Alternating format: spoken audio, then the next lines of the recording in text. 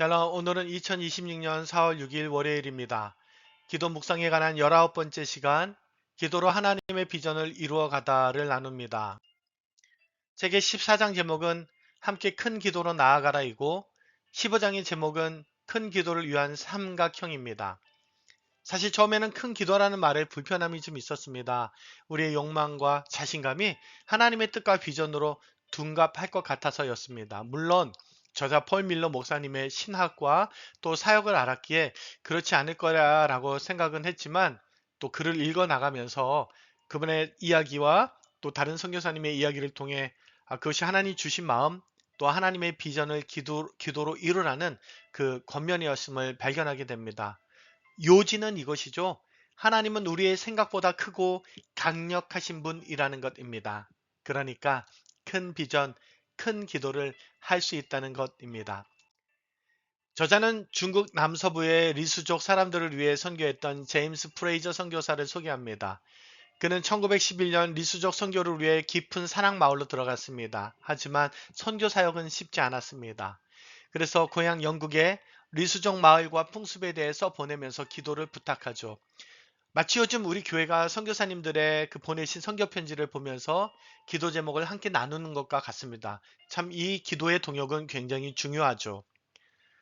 그래서 특별히 그는 영적으로 많은 그 힘듦이 있었던 이 도간절이라고 하는 이교적인 절기 기간에는 더욱더 그 기도 요청을 했다고 합니다. 프레이저 선교사님은 리수족 200가구를 회심시키고자 하는 그 열망이 있었는데 그는 어떻게 해야 200가구를 그리스도께 인도할 수 있을지는 몰랐다고 합니다. 하나님께서 그렇게 하실 것이라고 믿었죠. 하지만 5년간 별 성과가 없었습니다. 그래서 다른 곳으로 임지를 옮기기 전에 한 번 더, 한 번 더 리수족 사람들을 방문하기로 합니다. 1916년 10월부터 놀라운 일이 생겼습니다. 마을마다 우상을 불태우고 그리스도께 나온 것이죠. 2개월 동안 129가구 총 600명의 리수족 사람들이 신자가 되었습니다. 하나님은 선교사님의 기도에 더 넘치도록 응답하셨죠. 여기서 중요한 것은 프레이저 선교사님이 먼저 자아에 대한 죽음을 경험했다는 것입니다. 포기하려고 했고 점점 무력해졌던 것이죠. 하지만 하나님께서는 그가 포기하려던 그 순간에 그가 낙심하고 절망하던 그 마지막 때에 하나님은 그렇지 않다는 것을 보여주셨습니다. 그렇게 열심히 섬기다가 52세 나이에 뇌성 말라리아로 소천합니다. 하지만 한 세기가 지난 지금 이 150만 명의 리수족 가운데 약 100만 명 가까이가 신자가 되었습니다. 프레이저의 큰 열망은 큰 기도로 이어졌고 결국 많은 열매를 맺었습니다. 저자 폴 밀러 목사님은 우리가 어떻게 기도해야 하는지 이를 통해 조언해 줍니다. 제임스 프레이저 선교사님의 비전은 리수족 200가구를 회심하게 하는 것이죠. 그래서 저자는 그것을 큰 기도라 지칭합니다. 이와 같은 큰 기도가 비전이 되어 그 아래에 전략, 그 아래에 전술이 있다고 말하죠. 이것을 기도의 삼각형이라고 말합니다. 예를 들어 팬데믹 기간에 기도할 때 맨 아래는 전술로 코로나로 인해 아픈 이들을 위해 기도하는 것이고 동시에 백신을 개발하는 의사와 연구진, 의료진을 위해 기도하는 것이 전략이며 궁극적으로 기도해야 할 이유와 의미를 정하는 것, 하나님 무엇 때문에 이렇게 하십니까? 라고 묻는 것이 비전, 큰 기도라 설명합니다. 이것이 기도의 삼각형의 모습이고 기도의 전체적인 균형이라고 말합니다. 우리는 보통 전술에 해당하는 기도만 하다가 끝나는데 이렇게 되면 지치거나 포기하게 된다고 마치 전체 숲을 보지 못하고 나무만 보고 헤매다가 마는 등산길 또 그러한 과정처럼 설명합니다. 그래서 방향과 이유를 아는 비전, 큰 기도가 필요하다고 말이죠. 그렇게 하나님께서 인도하신 자신의 사역과 기도의 관계성도 이제 간증합니다. 그러면서 큰 기도를 가로막는 첫 번째 장애물이 인간적인 자신감이라고 덧붙입니다. 인간적인 자신감에서 시작된 사역은 모두 무익한 결과를 초래한다고. 꿈을 아무리 크게 꾼들 그것이 기도하는 공동체, 기도하는 지도자와 관계가 없다면 의미가 없다는 것이죠. 그러면서 복음서 저자 누가를 설명합니다. 누가는 성령님이 이루시는 큰 일은 기도에서 흘러나온 것임을 오늘 우리들에게 보여주었다고 말이죠. 사역을 잘 기획하고 또 팀을 꾸려 잘 준비한다고 해서 천국의 사명을 발견할 수 있는 것은 아니라고 말이죠. 결국 이 천국의 사명, 복음 전파, 하나님 나라의 일은 하나님의 주권이며 우리에게 있지 않다는 것이죠. 그것이 자신의 사역의 간증의 핵심이고 브레이저 선교사의 그 기도와 믿음과 사역의 모습이라고 말합니다. 동시에 큰 기도를 가로막는 두 번째 장애물이 약한 믿음이라고 말합니다. 우리가 사역해야 할 필요와 인식이 생긴다면 큰 믿음이 생기고 또 기도를 시작하게 된다는 것이죠. 그것이 자신도 그랬지만 프레이저 선교사님을 통해서 깨닫게 되는 기도의 경험이라고 말합니다.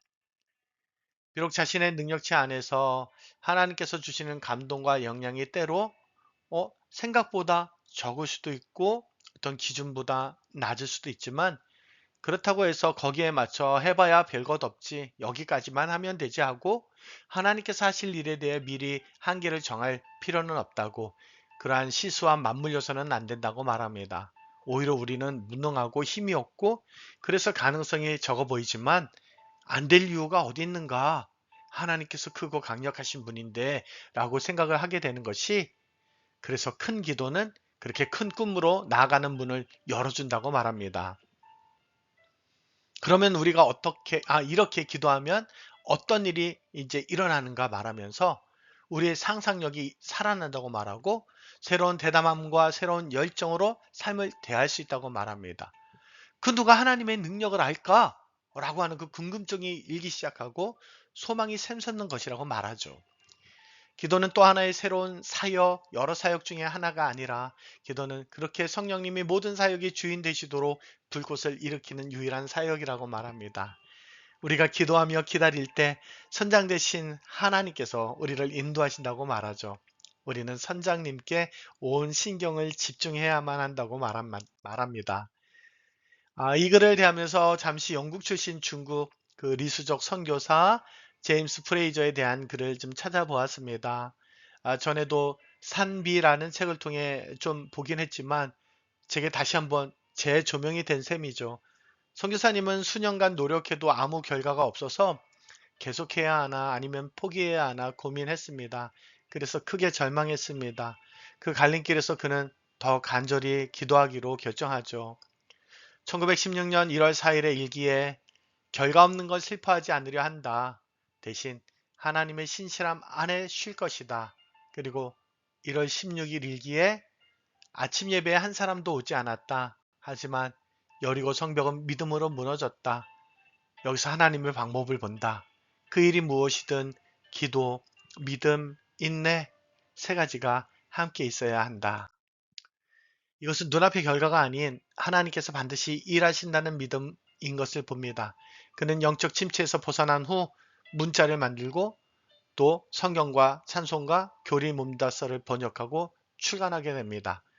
42세에 다른 지역 선교사님의 딸 로시 다이먼드와 결혼하고 52세 되던 해 1938년 두 딸과 임신한 아내를 두고 악성뇌 말라리아로 이제 숨지게 됩니다. 선교사님 사후 리수족교회는 계속 부흥했고 많은 이들이 기독교로 개종했습니다. 리수족 기독교인이 그를 위해 세운 비문에는 프레이저는 고난으로 많은 눈물을 먼저 뿌려야 했다. 하지만 커다란 추수를 거둔 삶이었다고 써 있습니다. 하나님께서 우리 각 사람을 우리 교회를 어떻게 들어 사용하실지 우리는 알지 못합니다. 하지만 패배감이나 무력감, 절망과 포기는 우리가 하나님의 능력을 믿지 못한다는 불신, 약함의 그 믿음의 약함의 반증이죠. 동시에 자신감이나 긍정의 힘, 그리고 인간적인 지혜와 경험, 그것을 의지하는 것은 우리가 하나님의 능력을 믿지 못한다고 하는 교만과 세속적인 갈망이기도 합니다. 그래서 우리는 기도하는 것이죠.